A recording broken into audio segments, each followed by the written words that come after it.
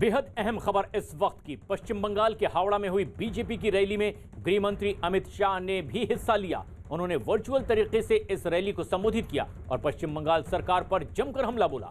उन्होंने ममता बनर्जी पर केंद्र सरकार की योजनाओं को प्रदेश में लागू न करने का भी आरोप लगाया और प्रदेश में बीजेपी की सरकार बनने के बाद हर आदमी तक केंद्र की योजनाओं को पहुंचाने का भरोसा भी दिलाया। ऐसे में जबकि अमित शाह का बंगाल दौरा रद्द हो गया था, वर्चुअल तरीके से वो हावड़ा में हुई इस रैली में शामिल हुए और केंद्रीय मंत्री स्मृति ईरानी के बाद उन्होंने भी इस रैली को संबोधित किया और सीधे हमला ममता बनर्जी सरकार पर आरोप ये लगाया कि केंद्र की कई जनहितकारी योजनाओं को ममता बनर्जी ने बंगाल में लागू ही नहीं होने दिया।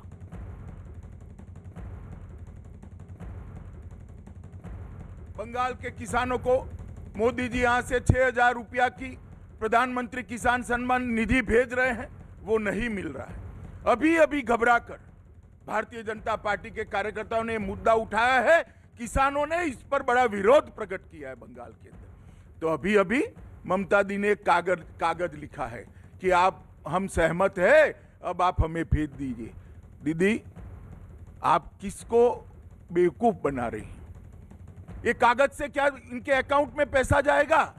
इसके साथ किसानों की सूची चाहिए, एक लिस्ट चाहिए, इनके बैंक अकाउंट नंबर चाहिए। आपने कुछ नहीं दिया, किसानों को फिर से एक बार धोखा देने का काम किया है।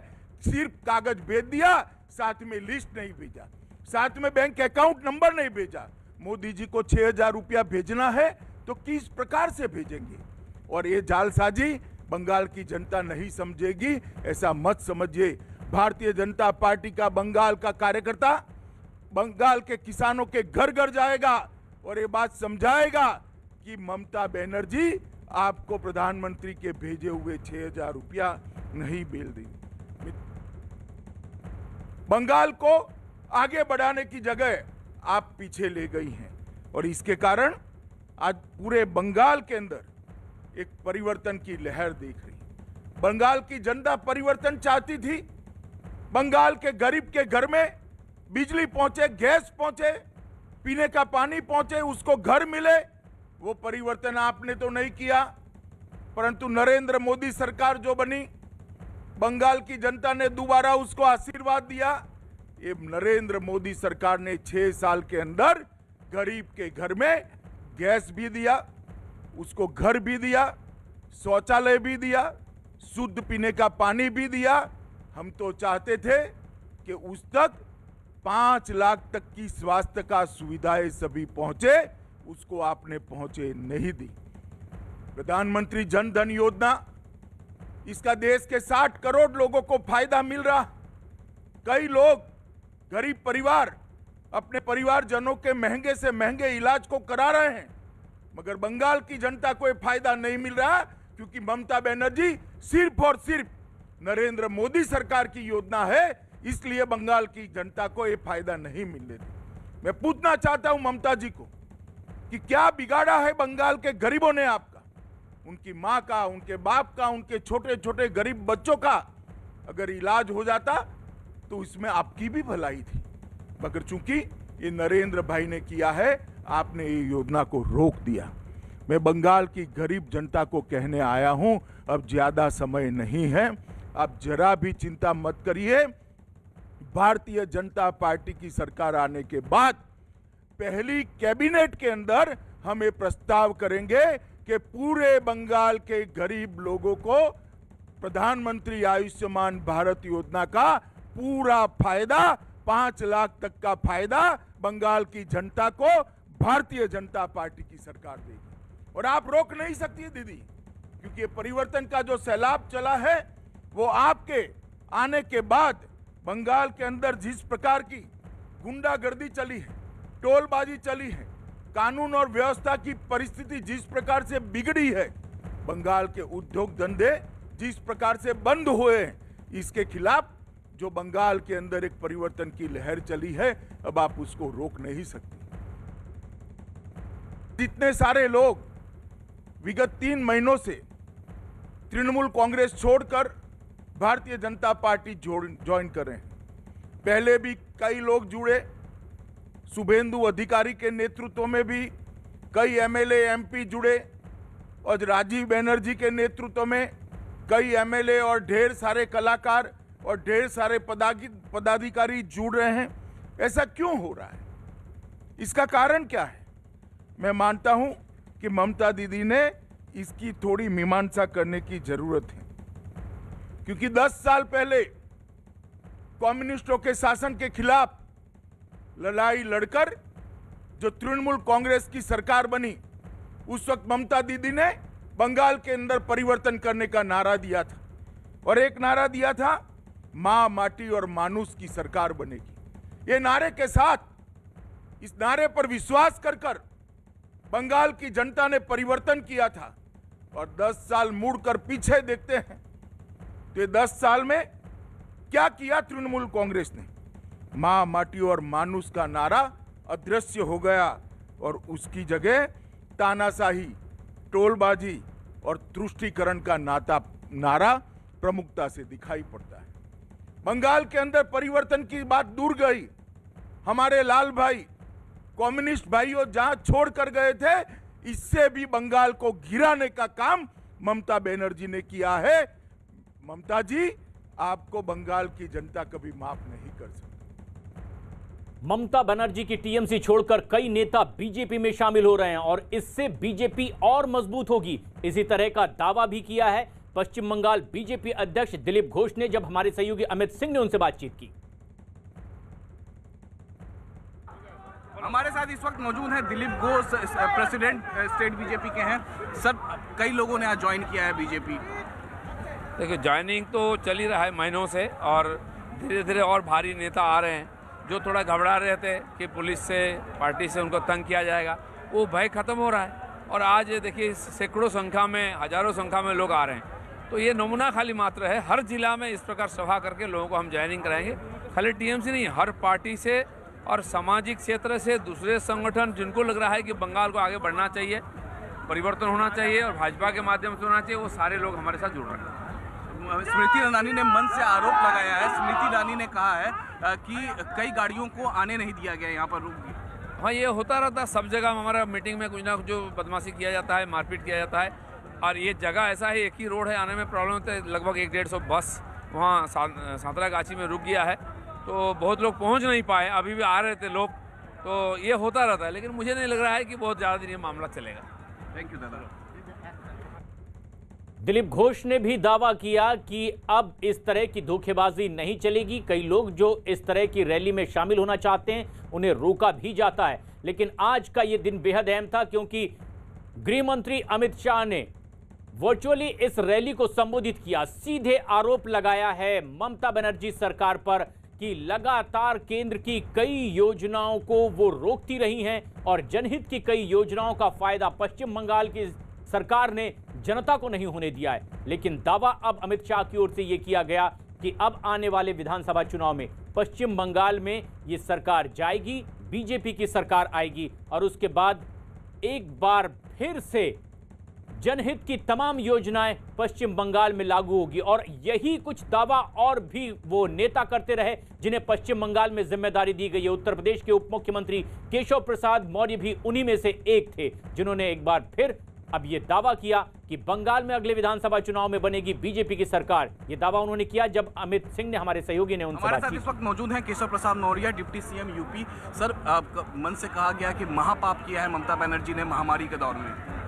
जो गलत किया है उसकी सज़ा पश्चिम बंगाल की जनता चुनाव में ज़रूर देगी और कड़ाई से सज़ा देगी।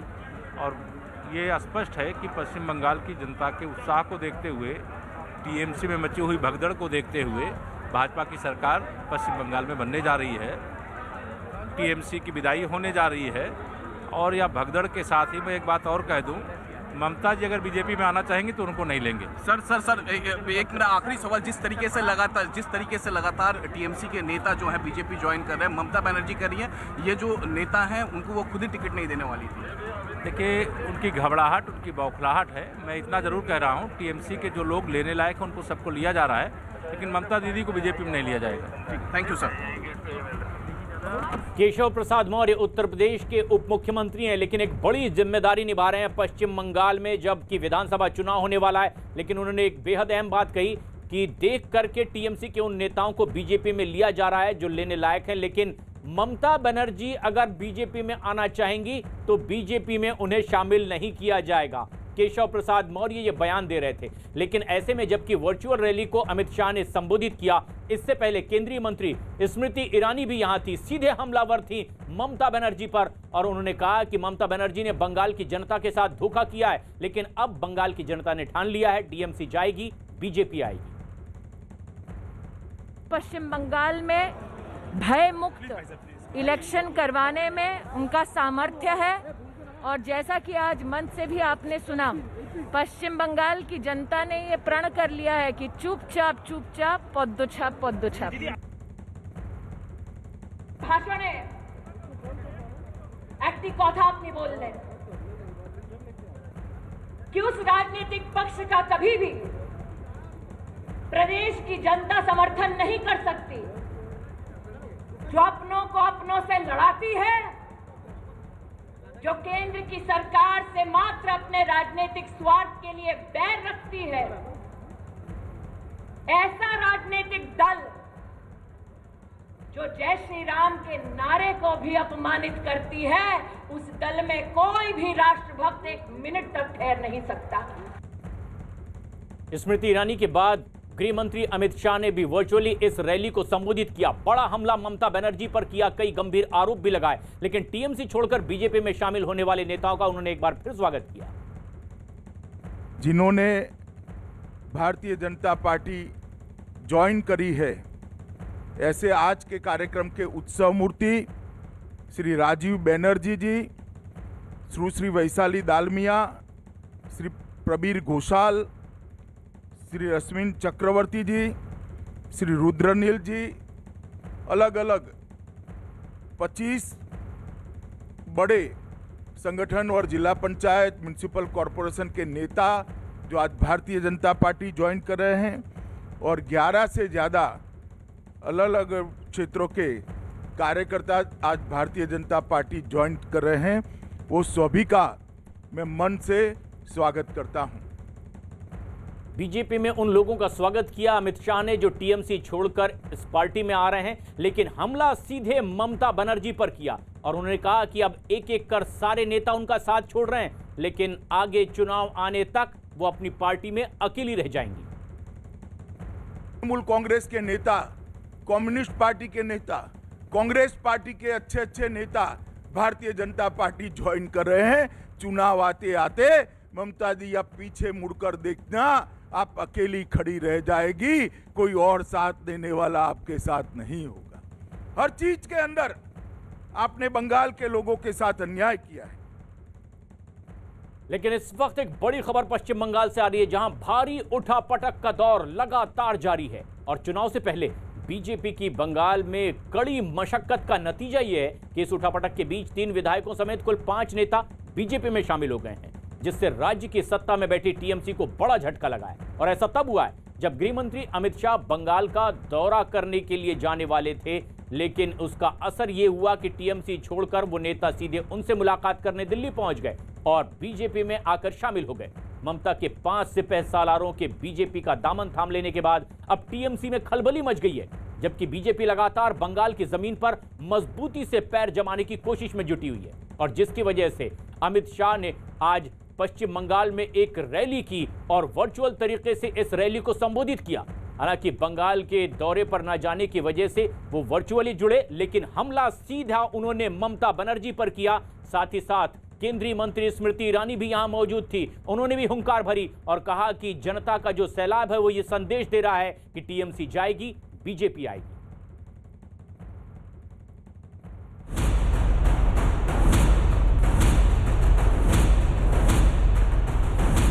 बंगाल में फूटा बगावत का बम, टीएमसी के 5 नेता बीजेपी में शामिल। बंगाल में ढहता टीएमसी का किला, बंगाल में अमित शाह की हुंकार। केंद्रीय गृह मंत्री अमित शाह का पश्चिम बंगाल का दौरा भले ही रद्द हो गया, मगर दिल्ली में बैठकर ही चले गए उनके दांव से ममता बनर्जी को एक बार फिर बड़ा झटका लगा है। इस बार ममता और उनकी पार्टी के 3 विधायकों समेत 5 नेताओं के जरिए उन्हें बड़ा झटका दिया गया है। कोलकाता से विशेष फ्लाइट से दिल्ली पहुंचे तृणमूल कांग्रेस के 3 बागी विधायक राजीव बनर्जी, प्रवीर घोषाल, वैशाली डालमिया के अलावा 2 टीएमसी नेता रतिन चक्रवर्ती और रुद्रनील घोष यानी कुल 5 नेता गृह मंत्री अमित शाह की मौजूदगी में बीजेपी में शामिल हो गए। सोनार बंगला बनाने के लिए बहुत तरक्की हुई है, लेकिन कुछ और बाकी है। कुछ ही सपना और भी सफल करना है। बंगाल को स्पेशल पैकेज देके एक उन्नयन का लहर लेके आना है।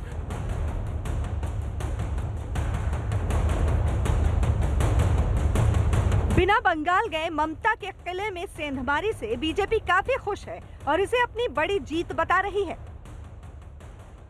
Rajiv is a Bengal leader, he is a leader of the entire state. Rajiv join करने के लिए बीजेपी का बहुत लाभ हुआ। आपको लगता है कि एक महिला जो है वो ममता बनर्जी को इस तरीके से टक्कर दे पाएंगे? ठीक है, अच्छा हुआ। ममता बनर्जी का जब चुनाव आएंगे देंगे, ममता बनर्जी के साथ कोई नहीं है। ममता बनर्जी ने ये कहा है कि बीजेपी में वो लोग दाखिल हो रहे हैं जिनको वो टिकट ही नहीं देना चाह रही थी। देखिए, ये तो बात का बात बोल रहा है, लेकिन ये सच नहीं है। Rajiv was the important leader of the Bengal cabinet. BJP के ऐसे माहौल के पीछे वजह उनकी बंगाल में चुनावी रणनीति का रंग लाना है, जिसकी वजह से लगातार टीएमसी के बड़े नेता और विधायक पार्टी छोड़कर उनका दामन थाम रहे हैं। अपनी चुनावी रणनीति को और मजबूत करने और बंगाल में अपने मिशन 200+ को पूरा करने के लिए एक बार फिर अमित शाह की आज रैली रखी गई और उनके बंगाल न पहुंच पाने की वजह से वर्चुअल तरीका अपनाया गया। कि उस राजनीतिक पक्ष का कभी भी प्रदेश की जनता समर्थन नहीं कर सकती जो अपनों को अपनों से लड़ाती है, जो केंद्र की सरकार से मात्र अपने राजनीतिक स्वार्थ के लिए बैर रखती है। ऐसा राजनीतिक दल जो जय श्री राम के नारे को भी अपमानित करती है, उस दल में कोई भी राष्ट्रभक्त एक मिनट तक ठहर नहीं सकता। नहीं, मेरे को तो लगता है कि गवर्नमेंट का प्रोग्राम तो कोई डिग्निटी होना चाहिए। ममता बनर्जी अपनी पार्टी को लग रहे लगातार झटके और पीएम से लेकर बीजेपी के नेताओं की बंगाल में मौजूदगी देखकर कितनी परेशान हैं, इसकी तस्वीर नेताजी सुभाष चंद्र बोस की जयंती पर दिख चुकी है। मुख्यमंत्री ममता बनर्जी के नेतृत्व वाली तृणमूल कांग्रेस की सरकार को लोकतांत्रिक तरीके से सत्ता से बेदखल करने के लिए बीजेपी एड़ी चोटी का जोर लगाए हुए है। बीजेपी के बड़े नेता और केंद्रीय मंत्री इसके लिए बंगाल का दौरा कर रहे हैं, जिसमें अमित शाह और जेपी नड्डा भी शामिल हैं। इतना ही नहीं, बीजेपी ने अपनी चुनावी रणनीति को धार देते हुए बंगाल के 11 नेताओं की कोर टीम बनाई है और पूरे बंगाल को 5 जोन में बांटकर बड़े नेताओं को जिम्मेदारी सौंपी गई है। इसके अलावा हर जोन का प्रभारी एक राष्ट्रीय सचिव को बनाया गया है, जिन्हें 200 से ज्यादा सीटें जीतने का लक्ष्य सौंपा गया है। इसके अलावा इन्हें सभी 78,000 बूथ पर मौजूदगी बनाने का जिम्मा भी दिया गया है। पश्चिम बंगाल के विधानसभा चुनाव में बीजेपी अब तक कोई खास प्रभाव नहीं छोड़ पाई है। जहां 2009 के लोकसभा चुनाव में बीजेपी ने अपना खाता 1 सीट से खोला था, तो 2014 के चुनाव में महज 2 सीटें हासिल कर सकी थी। लेकिन 2019 के लोकसभा चुनाव में राज्य की 18 सीटों पर मिली जीत से पार्टी के हौसले बुलंद हैं। 2019 के लोकसभा चुनाव में जहां टीएमसी ने 22 सीटों पर कब्जा जमाया था, तो बीजेपी ने उसे सबसे बड़ी टक्कर देकर 18 सीटें जीत ली थी और टीएमसी को कड़ी टक्कर देने वाली राज्य की दूसरी सबसे बड़ी पार्टी बनकर उभरी थी। यही वजह है कि बीजेपी का सिर्फ सीटें जीतने का लक्ष्य नहीं, बल्कि वोट शेयर बढ़ाने की कोशिश भी है। आंकड़ों पर नजर डालें तो 2004 में जहां बीजेपी का वोट शेयर सिर्फ 8.06% था, तो 2009 में 6.14% हो गया। 2014 में वोट शेयर 17.02% हुआ, तो 2019 में लंबी छलांग लगाते हुए बीजेपी का वोट शेयर 40.25% पहुंच गया। बीजेपी के ऐसे ही तेवरों से ममता बनर्जी नाराज हैं, क्योंकि एक तरफ बीजेपी मजबूत हो रही है, जबकि उनकी पार्टी बगावत की वजह से लगातार कमजोर हो रही है। बीजेपी नेता लगातार दावा करते आ रहे हैं कि इस बार के विधानसभा चुनाव में उनकी पार्टी टीएमसी सरकार को उखाड़कर सत्ता से बाहर फेंक देगी। और एक बड़ी रैली हुई है पश्चिम बंगाल के हावड़ा में, जहां गृह मंत्री ने संबोधित किया और केंद्रीय मंत्री स्मृति ईरानी भी। अमित सिंह हमारे सहयोगी यहां मौजूद थे इसी रैली में। अमित, जो बड़े हमले ममता बनर्जी पर किए गए इस रैली के जरिए क्या सबसे अहम बातें रही है इस रैली में जो आज कही गई बीजेपी नेताओं की ओर से? जी हाँ, बिल्कुल। इस रैली में स्मृति ईरानी और खासतौर से वर्चुअली जुड़े हुए थे अमित शाह गृह मंत्री, जिन्होंने जो केंद्र की योजनाएं हैं, केंद्र की योजनाओं को बीजेपी को टीएमसी जो है वो पश्चिम बंगाल में लागू नहीं होने दे रही है। जैसे पीएम किसान योजना, जनधन योजना और जो तमाम योजनाएं हैं उसको लेकर एक बार फिर अमित शाह ने हमला किया है टीएमसी सरकार पर, ममता बनर्जी सरकार पर, और उनसे कहा है, खासतौर से किसानों के मुद्दे पर भी उन पर हमला किया गया है। कहा है कि जो किसानों को 6,000 रुपये सालाना मिलता पीएम किसान योजना के जरिए वो अभी भी नहीं मिल पा रहा है, किसानों को धोखा दे रही है ममता बनर्जी। तो वही स्मृति ईरानी ने मन से आज साफ साफ कहा है कि भले ही राम नाम का बहिष्कार करें, उसको त्याग कर दे ममता बनर्जी, लेकिन राम राज्य में स्थापित होने जा रहा है। जी। और हिंदी के साथ साथ बांग्ला में भी बेहतरीन भाषण देती नजर आई थी स्मृति ईरानी, और हमला सीधे ममता बनर्जी पर था। लेकिन सिर्फ ये बीजेपी के नेता ही नहीं, बल्कि राज्यपाल जगदीप धनखड़ भी अब सरकारी कर्मचारियों को चेतावनी देते हुए नजर आए। राजनीतिक दलों के लिए काम ना करें, ये सलाह राज्यपाल ने दी है। उन्होंने इसके साथ ही साथ इन कर्मचारियों पर नजर रखने और कड़ी कार्रवाई करने की भी चेतावनी दी है। जगदीप धनखड़ ने राज्य की कानून व्यवस्था पर भी सवाल खड़े किए। जो अधिकारी सरकारी कर्मचारी रहते हुए राजनीतिक कार्य में लिप्त है, राजनीतिक दल की मदद करता है, सरकारी वाहन, सरकारी धन, सरकारी पद का उपयोग राजनीति के लिए करता है, वो अपने पद के साथ बहुत बड़ा दुराचरण करता है। He commits a great major misconduct, और ये एक तरीके से अपराध भी है। यदि अगर वो बेपरवाह और बेलगाम होकर ये सोचेंगे कि कानून का शिकंजा हम तक नहीं पहुंचेगा, तो मैं उनको चेता सकता हूं आज के दिन वो बहुत बड़ी गलतफहमी में है। इसको किसी भी हालत में बर्दाश्त नहीं किया जाएगा। राजनीतिक कार्य करने का काम सरकारी कर्मचारी का कतई नहीं है। सरकारी कर्मचारी यदि अगर ऐसा दुस्साहस करेंगे, खुद को खतरे में डालेंगे, अपने परिवार के भविष्य को खतरे में डालेंगे। और मुझे कहते हुए बड़ा संतोष है कि मेरी बात का बहुत व्यापक असर हुआ है, लोगों का जमीर जगा है। नीचे के स्तर पर जो हमारे पुलिस अधिकारी हैं, OCs, ICs, good people, they care for their career, they care for their families. ऊपर का प्रेशर है, मेरी नजर ऊपर के प्रेशर पर भी है। मैंने बहुत संकेत दिया है, कोई आपको इतना बड़ा उदाहरण नहीं मिलेगा कि रिटायर्ड पुलिस अधिकारियों की एक जमात है जो सरकार में कार्यरत है, और इस तरीके से कार्यरत है कि आप स्टेट सिक्योरिटी एडवाइजर का पद देखेंगे तो उनके सामने डीजीपी का पद छोटा सा है, इक्लिप्स हो गया है। That does not auger well for democracy. मैं सरकार से भी अनुरोध करता हूं फॉर प्यूरिटी ऑफ इलेक्शंस, और इन अधिकारियों से भी अनुरोध करता हूं, they must search their soul, they must search their conscience and take right steps. समय रहते लेंगे, अच्छा रहेगा। बंगाल के गवर्नर ने सीधे चेतावनी दी है सरकारी कर्मचारियों को कि राजनीतिक दल के कार्यकर्ता की तरह काम न करें। धनखड़ ने साथ ही साथ इस बारे में और भी जानकारी दी, सचेत किया कि राज्य की कानून व्यवस्था पर भी सवाल खड़े करने की स्थिति है। ट्वीट करते हुए उन्होंने लिखा, लोकतंत्र में निष्पक्ष चुनाव होना जरूरी है। प्रदेश की पुलिस को राजनीतिक रूप से तटस्थ होना चाहिए और अपनी उलझी हुई राजनीतिक मानसिकता को छोड़ देना चाहिए। पुलिस की राजनीतिक गतिविधि के बारे में मिल रही खतरनाक जानकारी चिंताजनक है, एक बार फिर सचेत किया राज्यपाल धनखड़ ने। और इस वक्त एक बड़ी खबर आ रही है, दिल्ली हिंसा से जुड़ी ये खबर। लाल किले में जांच के दौरान फॉरेंसिक टीम को वो रस्सी भी मिली है। आनंद तिवारी की खबर ये है कि इसी रस्सी लाल किले के अंदर से बरामद की गई, और ऐसी रस्सी का इस्तेमाल कमांडो ट्रेनिंग के दौरान किया जाता है। क्राइम ब्रांच को शक है कि इस रस्सी को ट्रेंड लोगों ने तैयार किया है, या फिर लोगों ने ही इसकी चोरी की और इस रस्सी का इस्तेमाल लाल किले पर चढ़ने के लिए किया गया। आनंद तिवारी हमारे सहयोगी इस वक्त हमसे सीधे जुड़ रहे हैं। आनंद, ये बेहद अहम और बड़ी खबर है, किस तरह की आशंका इस तरह की रस्सी के मिलने के बाद? जी देखिए प्रशांत, लाल किले पर फॉरेंसिक टीम क्राइम सीन को देखने गई थी, वहां से तमाम सबूत इकट्ठा करे और उनके साथ क्राइम ब्रांच की टीम भी मौजूद थी।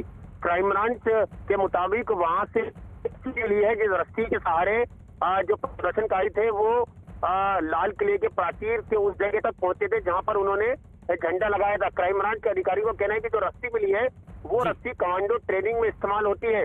तस्वीरों में आप देख सकते हैं उसमें किस तरह की गांठें लगी हैं। इस तरह की गांठें सिक्योरिटी फोर्सेस के जो लोग होते हैं वो ट्रेनिंग में उन्हें इस तरह की रस्सी से ट्रेनिंग दिलवाई जाती है या जो वर्जिश है वो करवाई जाती है कमांडोज को ट्रेन करने के लिए।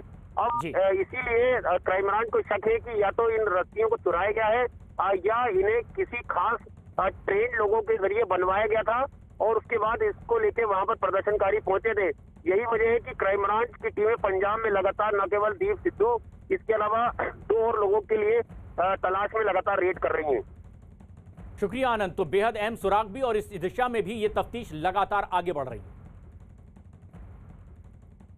वो रस्सी बरामद की गई है जो खासतौर पर कमांडो ट्रेनिंग के वक्त इस्तेमाल की जाती है और इसीलिए अब शक जाहिर किया जा रहा है कि लाल किले पर चढ़ने के लिए जो रस्सी इस्तेमाल की गई है क्या वो कमांडो ट्रेनिंग सेंटर से चुराई गई है या फिर ऐसे लोग इसमें शामिल थे जो इस तरह की ट्रेनिंग से वाबस्ता थे, जुड़े हुए थे, समझते थे। और ऐसे में अब तफ्तीश उस दिशा में भी बढ़ रही है, लगातार छापेमारी हो रही है ऐसे लोगों के ऊपर जो संदिग्ध हैं इस मामले में, उनकी तलाश की जा रही है।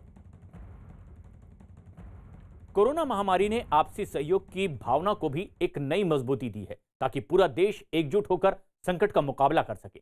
कोरोना के खिलाफ दुनिया का सबसे बड़ा टीकाकरण अभियान भी शुरू हो चुका है और हम सबको फिर से मिलकर के इस वायरस को हराना है और इस लड़ाई में नेटवर्क 18 भी हर कदम पर आपके साथ है।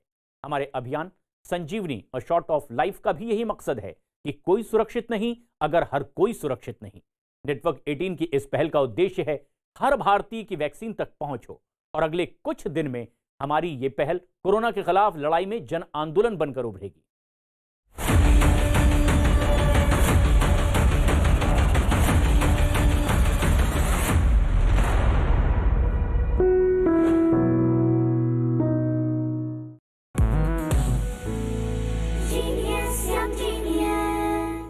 इनकी उम्र छोटी है पर कारनामे बड़े।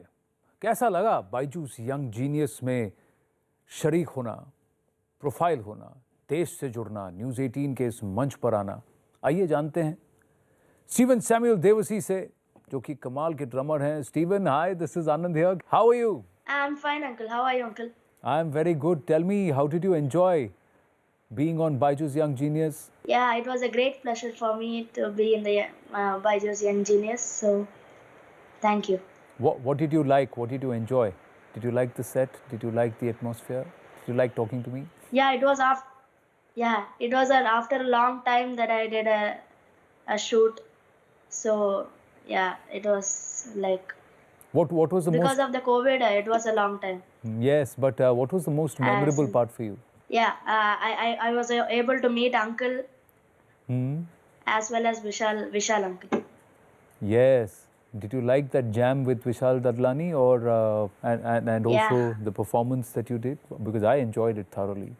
Yeah, I loved jamming with Vishal Uncle. What stood out for you? Because your dad was also there. Did your dad enjoy it? Yeah. He enjoyed it. What did your friends have to say? Did you tell them? Yeah, I put it in my school's group, so they all told congratulations. Great, Samuel. All the very, very best. Thank you, Uncle. Genius, young genius.